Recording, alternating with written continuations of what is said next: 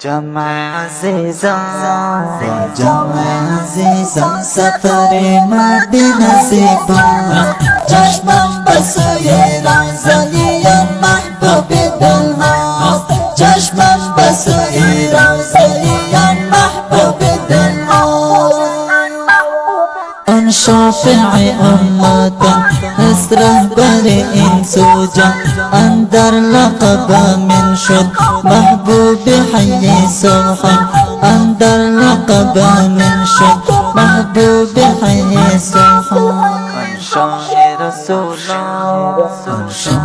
رسولان یکی همچون گل راناست چشمم به سوی روضه محبوب دل هاست چشمم به سوی روضه محبوب دل هاست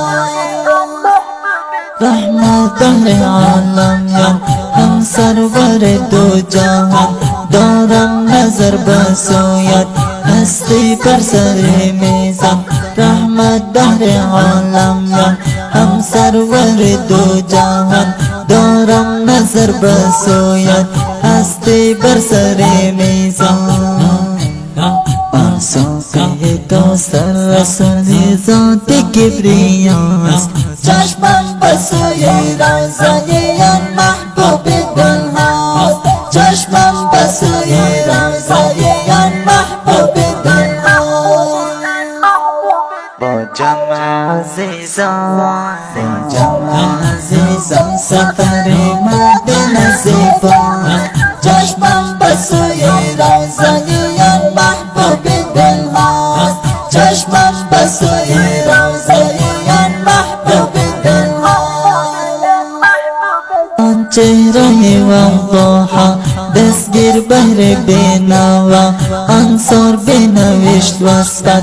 ای خوش قامت و رعنا آن چهره وضحا دستگیر بهر بینوا انصار بنوشت وسطت ای خوش قامت و رعنا انصار بنوشت وسطت ای خوش قامت و رعنا